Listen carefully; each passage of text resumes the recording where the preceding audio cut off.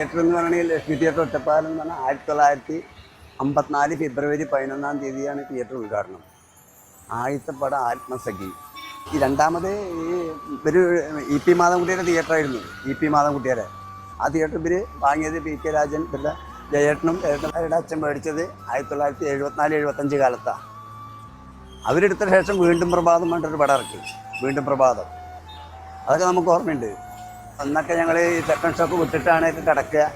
കാരണം ഈ ഇൻട്രോലിന് കച്ചവടമൊക്കെ ഉണ്ട്. അവിടെ കൊണ്ടുപോയിട്ട് ചായ കച്ചവടവും വടിയും വടയൊക്കെ അവിടെ ഇൻട്രോലിന് വെക്കും. കാരണം അന്നത്തെ കാലത്തൊക്കെ ജീവിക്കുക ദാരിദ്ര്യമേലായിട്ട് ജീവിക്കില്ല. നമ്മൾ ഈ ചൂട്ട് വിറ്റിട്ടൊക്കെ ജീവിച്ചിട്ടുണ്ട്.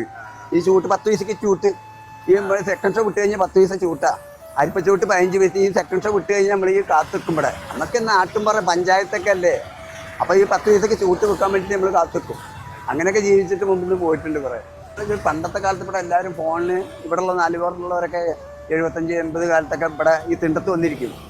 ഫോണ് ഇവിടെ ഫോണൊന്നുമില്ലല്ലോ. ഇവിടെ ഈ തിയേറ്ററിൽ മാത്രമേ ഫോണുള്ളൂ. അപ്പോൾ ഈ ഫോണ് വിളിക്കാൻ വേണ്ടിയിട്ട് മക്കളും മിലിറ്ററിയിൽ നിന്നും ഗൾഫിൽ നിന്നൊക്കെ എല്ലാവരും ഇവിടെയുള്ള എല്ലാ വീട്ടുകാരും ഈ കടക്കാരൊക്കെ ഇവിടെ വന്നിരിക്കും.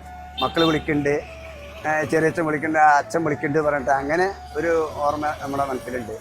അപ്പോഴല്ല മൊബൈലുള്ള പോലെ അന്ന് മൊബൈലൊന്നും ഇല്ലല്ലോ. നിർത്തി കഴിഞ്ഞ് നിർത്തും. അപ്പം തന്നെ ഒരു മനുഷ്യൻ 7 മണി കഴിഞ്ഞ ഇവിടെ ഇല്ല. 7 മണി കഴിഞ്ഞ ഇവിടെ രാത്രി 11 മണിയായി. മറ്റേത് നമ്മളിവിടെ 10 മണിക്ക് ഷോ സെക്കൻഡ് ഷോ ഒക്കെ ക്ലോസ് ചെയ്തിട്ട് അടച്ചു പോകും. അപ്പോൾ 7 മണിയായാൽ പിന്നെ അടച്ചിട്ട് പോകേണ്ട കണ്ടിട്ട് ഞാനും നിൽക്കണത്. ആരുമില്ല. കാരണം 7 മണിയായി കഴിഞ്ഞാൽ 11 മണിയായ സമയം പോലെയാണ്. ആരുമില്ല ഇപ്പോൾ ഇവിടെ. ഒക്കെ വിഷമമുള്ള കാര്യം തന്നെയാണ് അതിന് മുഖം നോക്കുമ്പോൾ.